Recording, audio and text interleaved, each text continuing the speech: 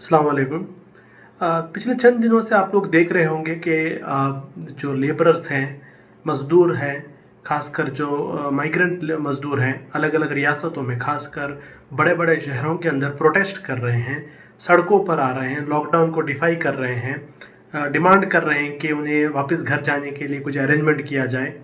और ये जब प्रोटेस्ट हम लोग देखते हैं, बहुत सारे जो मिडिल क्लास के लोग हैं उनके दिलों के अंदर बात आता है कि क्यों ये लोग ऐसा प्रोटेस्ट कर रहे हैं, क्यों ये लोग लॉकडाउन को इज्जत नहीं कर रहे हैं, क्यों ये लोग घरों में नहीं बैठ रहे हैं, क्यों अपने आप को और दूसरों को तकलीफ में डाल रहे हैं। देखिए, ये जो लॉकडाउन है ये एक प्रिविलेज है जो हर कोई अपना नहीं सकता। बहुत सारे ऐसे लोग हैं जिनके लिए लॉकडाउन में घरों में बैठना पॉसिबल नहीं है, क्योंकि घर में बैठने के बाद उनके घर कैसा चलेगा इसका कोई उनके पास एक अरेंजमेंट्स नहीं होता।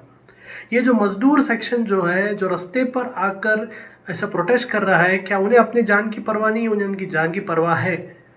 उन्हें पता है कि प्रॉब्लम होगा, लेकिन आप सोचिए सिचुएशन इतना बुरा हो सकता है उनके लिए कि उन्हें अपनी जान की फिक्र के परवाह किए बगैर रास्ते पर आना पड़ रहा है गवर्नमेंट को डिमांड करने के लिए कि हमें वापस जाने के लिए अरेंजमेंट करो। तो ये चीज़ समझने के लिए क्यों हो रहा है, हमें इंडिया का जो है एम्प्लॉयमेंट सिस्टम को समझना होगा। जैसे यूरोप है या वेस्टर्न कंट्रीज़ हैं या डेवलप कंट्रीज़ हैं, वहाँ पर लॉकडाउन के बाद ऐसा इम्पैक्ट नहीं हुआ, क्योंकि वहाँ का एम्प्लॉयमेंट सिस्टम अलग है, वहाँ का कंट्रोल्ड एम्प्लॉयमेंट है। लेकिन इंडिया जैसे एक इतने डाइवर्स कंट्री में ये जो लॉकडाउन जो यूरोप में इतना अलग तरीके से वहाँ के लोगों ने उसको एक्सेप्ट कर लिया, अमेरिका में लोगों ने उसको एक्सेप्ट कर लिया, लेकिन इंडिया में, अगर इंडिया जैसे एक डाइवर्स कंट्री में भी हम समझते हैं कि जिस तरीके से यूरोप, यूएस और डेवलप कंट्रीज़ ने और चाइना में के लोगों ने जिस तरीके से उसको एक्सेप्ट किया, इंडिया के माइग्रेंट वर्कर्स भी उसको उस तरीके से अडॉप्ट करें, तो ये बहुत ही एक गलत बात होगी। हमें इंडिया का एम्प्लॉयमेंट सिस्टम समझना होगा जो कंप्लीट अलग है दुनिया से। इंडिया के एम्प्लॉयमेंट सिस्टम में हम दो कैटेगरीज में उसको हम डिफर कर सकते हैं। पहला कैटेगरी जो होता है वो फॉर्मल और दूसरा इनफॉर्मल, यानी ऑर्गेनाइज और अनऑर्गेनाइज।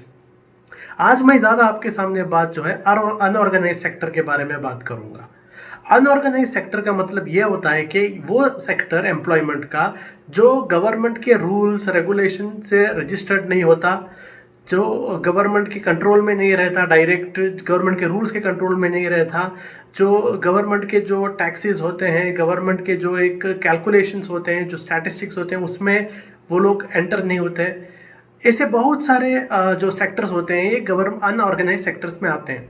अनऑर्गेनाइज सेक्टर्स में अगर आप देखेंगे उनकी थोड़े पॉइंट्स, मेजर पॉइंट्स अगर आप देखेंगे, ये होता है कि उसमें वेजेस बहुत कम होता है, मतलब उनका जो पगार होता है बहुत कम होता है। छुट्टियों का सिस्टम वहाँ पर नहीं होता। पेड लीव्स, यानी अगर आप छुट्टी लेंगे तो उस दिन का भी आपको सैलरी मिलेगा। बहुत सारे मिडिल क्लास के लोग जानते हैं कि अगर आप लोग एक दिन छुट्टी लेते हैं ऑफिस में, आपको फिर भी पेड लीव मिल जाता है, यानी उस दिन का सैलरी आपको मिलता है। लेकिन अनऑर्गेनाइज सेक्टर में ऐसा नहीं होता। ओवर टाइम का कॉन्सेप्ट नहीं होता, ईयरली लीव्स का कॉन्सेप्ट नहीं होता, ये कुछ भी नहीं होता। और जॉब सिक्योरिटी तो होता ही नहीं। जॉब सिक्योरिटी का मतलब ये होता है कि कभी भी आपको जॉब से निकाल दिया जा सकता है, कभी भी। आज सुबह को आप वहाँ पहुँचे और आपको बताया गया कि आपके पास काम नहीं है, तो ये अनऑर्गेनाइज सेक्टर है। अब ये इतना बड़ा सेक्टर इंडिया के अंदर है, मैं 2-3 स्टैटिस्टिक्स आपके सामने रखूंगा जिससे आपको पता चलेगा कि इंडिया का अनऑर्गेनाइज सेक्टर कितना बड़ा है। इकोनॉमिक सर्वे जो गवर्नमेंट ऑफ इंडिया की तरफ से आता है, 2018-19 का जो सर्वे था, उसके मुताबिक इंडिया का अंदर टोटल जितना वर्कफोर्स है, यानी जितने एम्प्लॉयमेंट है, जितने लोग काम कर रहे हैं, उसमें 93% जो है इनफॉर्मल सेक्टर, अनऑर्गेनाइज सेक्टर में से है। उसी तरीके से आप देखते हैं नीति आयोग जो एक गवर्नमेंट का एक एजेंसी है, नीति आयोग की 2018 की रिपोर्ट के मुताबिक 85% जो है अनऑर्गेनाइज सेक्टर में है। उसी तरीके से जो है अलग रिपोर्ट्स आप देखेंगे, वो रिपोर्ट्स ये बताता है कि इंडिया का जो अनऑर्गेनाइज सेक्टर है वो 80% से लेकर 93% तक के बीच में, यानी बहुत बड़ा तादाद है, बहुत बड़ा तादाद तो अनऑर्गेनाइज सेक्टर है। अनऑर्गेनाइज सेक्टर यानी जैसा मैंने आपको पहले बताया, इनके वेजेस कम होते हैं, इनको कोई फैसिलिटीज़ नहीं होता, कोई मेडिकल बेनिफिट नहीं होता, गवर्नमेंट के स्कीम्स का डायरेक्ट इनको इम्पैक्ट नहीं मिलता, और जॉब सिक्योरिटी नहीं होता। ये जो सेक्टर है इतना बड़ा सेक्टर है कि ऑलमोस्ट 80 to 95% ऑफ इंडिया का टोटल वर्कफोर्स ये सेक्टर है। अब इंडिया के अंदर दूसरे स्टैटिस्टिक्स अगर आप देखेंगे तो इंडिया के अंदर अलग सेक्टर्स हैं। फॉर एग्जांपल आप देखिए मैन्युफैक्चरिंग है, कंस्ट्रक्शन है। अब इन सब में आप देखिए कितनी बड़ी तादाद है। मैन्युफैक्चरिंग में जो है 5 करोड़ के ऊपर एम्प्लॉयमेंट जो है वो अनऑर्गेनाइज्ड है। कंस्ट्रक्शन में अगर आप देखेंगे 4.8 करोड़ हैं। उसी तरीके से ट्रैवल, होटल्स, इसमें अगर आप देखेंगे तो 5 करोड़ है। इतना बड़ा एक तादाद जो है इंडिया के मेजर जो सेक्टर्स हैं, इन सेक्टर्स में हैं। जैसे आप जानते हैं, मैन्युफैक्चरिंग हो या फिर ट्रांसपोर्ट हो या फिर कंस्ट्रक्शन हो, या हमारे कंट्री के जीडीपी का एक बहुत अहम हिस्सा है। कंट्री को, मुल्क के जीडीपी में बहुत अहम रोल प्ले करते हैं। और इन सेक्टर्स में अगर आप देखेंगे, ये अनऑर्गेनाइज अनऑर्गेनाइज लेबरर्स का सेक्शन बहुत ज़्यादा है। परसेंटेज वाइज देखेंगे, अगर एग्रीकल्चर आप देखेंगे, यानी किसान, एग्रीकल्चर में, टोटल एग्रीकल्चर में जितने लोग हैं उसमें 94% लोग जो हैं वो अनऑर्गेनाइज सेक्टर में आते हैं, यानी कोई भी उन्हें सेफ्टी सिक्योरिटी कुछ भी नहीं है। अगर आप ट्रांसपोर्ट में देखेंगे 44% लोग जो है इस कैटेगरी में आते हैं। अगर आप कंस्ट्रक्शन में देखेंगे 40 to 60% इसके अंदर आता है।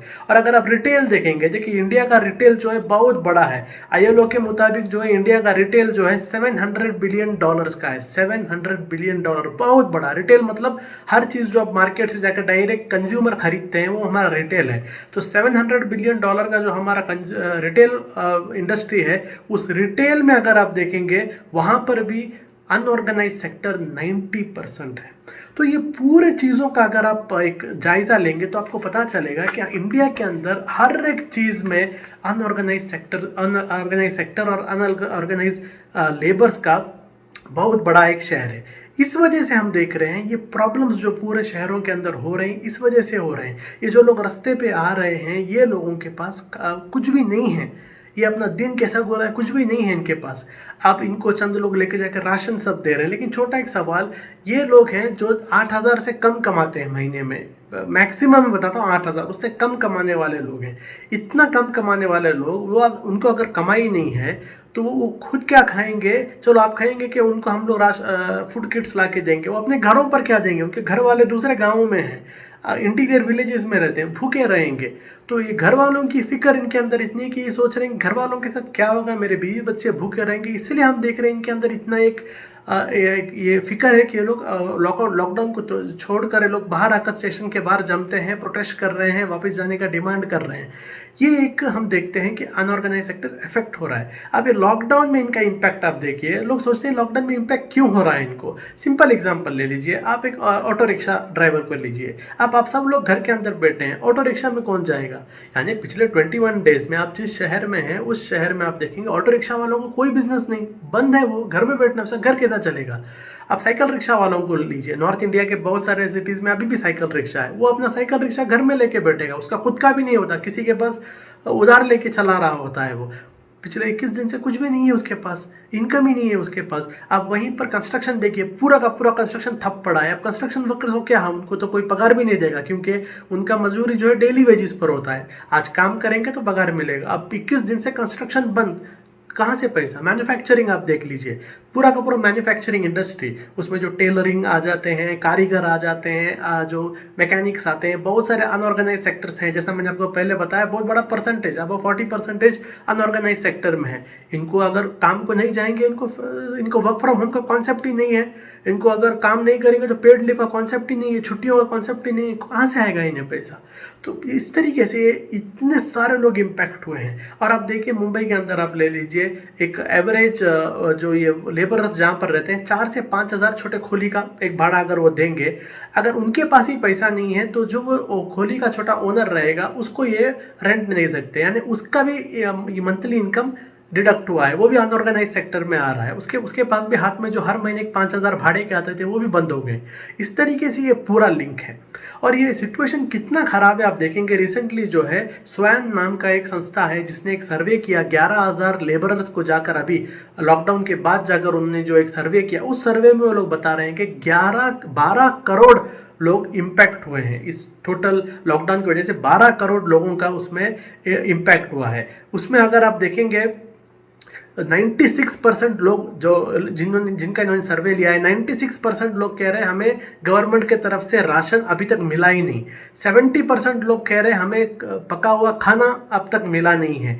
89% ऑफ लेबरर्स कह रहे हैं कि हमें हमारे जो मालिक हैं, हमारे जो हमको काम पे लाए थे, उन्होंने हमें पगार ही नहीं दिया। 89%। आप यूपी एक स्टेट का लीजिए, यूपी स्टेट में इसी संस्था ने 1611 लोगों का सर्वे लिया और 1611 में सारे लोगों ने कहा कि हमें राशन अब तक गवर्नमेंट की तरफ से मिला नहीं है। उस तरीके से 74% लोग कह रहे हैं उनके पास जो भी पैसा बचा है पूरा ऑलमोस्ट खत्म होने के लिए आया, आधा उनके पास पैसे भी बचकर हैं, तो ऑलमोस्ट खत्म होने आ गए हैं। और 98% लोग ये कह रहे हैं कि जो गवर्नमेंट हमें कैश देने की बात कर रही थी वो भी हमें 98% लोगों को नहीं मिला। ये सिर्फ 11,000 लोगों का सर्वे में सा रिपोर्ट आया। आप सोचिए सिचुएशन कितना बुरा है। तो ये इंडिया का जो है अनऑर्गेनाइज सेक्टर जो है ये सबसे ज़्यादा इम्पैक्टेड है। ये लॉकडाउन के बारे में गवर्नमेंट जस्टिफिकेशन देती है कोरोना से लड़ने के लिए ज़रूरी था, लेकिन बहुत सारे जो एक्सपर्ट्स हैं वो लोग ये कह रहे हैं कि ये जो लॉकडाउन है ये बहुत ही जल्दबाजी में किया हुआ एक कदम था। इंडिया के जो इतना बड़ा एक अनऑर्गेनाइज सेक्टर है, गवर्नमेंट के पास रिपोर्ट ही नहीं है। देखो आप कह रहे हैं हम राशन पहुंचाएंगे, आपके पास रिपोर्ट ही नहीं है, आप राशन कहाँ से पहुंचाएंगे? उसके पास राशन कार्ड ही नहीं है, उसके पास बैंक अकाउंट ही नहीं है, वो आपके डेटाबेस में ही नहीं है, उसको आप कैसे मदद करोगे? तो ये एक बहुत बड़ा क्राइसिस हमारा मुल्क फेस कर रहा है। इसीलिए जो अलग अलग एनजीओज और अलग ऑर्गेनाइजेशंस ऐसे लोगों को हेल्प कर रहे हैं, ये हेल्प हमें ज़्यादा करना होगा। देखिए इसमें कभी भी ऐसा फीलिंग नहीं आना चाहिए कि क्यों ये लोग लॉकडाउन को तोड़ रहे हैं, क्योंकि इनकी मजबूरी है। जहाँ तक हो सके इनका ख्याल रखना और इनके फैमिलीज़ का ख्याल रखना ये एक सिविलाइज सोसाइटी की जिम्मेदारी है। गवर्नमेंट की जिम्मेदारी है, गवर्नमेंट ठीक से नहीं कर रहे हैं, तो अब लोगों की जिम्मेदारी पे आ गई है कि आप लोग आपकी इंडिविजुअल लेवल पर क्या कर सकते हैं, इनकी मदद करें। और इंडिया का इस अनऑर्गेनाइज सेक्टर जो एक 90% हमारा लेबर फोर्स में से है, इसके जितना हो सके हमें मदद करें। और ये लॉकडाउन के बाद भी लोगों की जिम्मेदारी होती है कि गवर्नमेंट के ऊपर रेगुलर इस तरीके से एक पॉलिटिकल प्रेशर डालें कि इंडिया के इस अनऑर्गेनाइज्ड लेबर फोर्स को जो है जॉब सिक्योरिटी और एक लाइफ लॉन्ग सिक्योरिटी के लिए गवर्नमेंट की तरफ से स्ट्रिक्ट एक्शंस हो। बस इतनी एक बातें आपके सामने रखनी थी। आगे और अलग टॉपिक्स में आपके सामने मैं आऊँगा, तब तक के लिए शुक्रिया।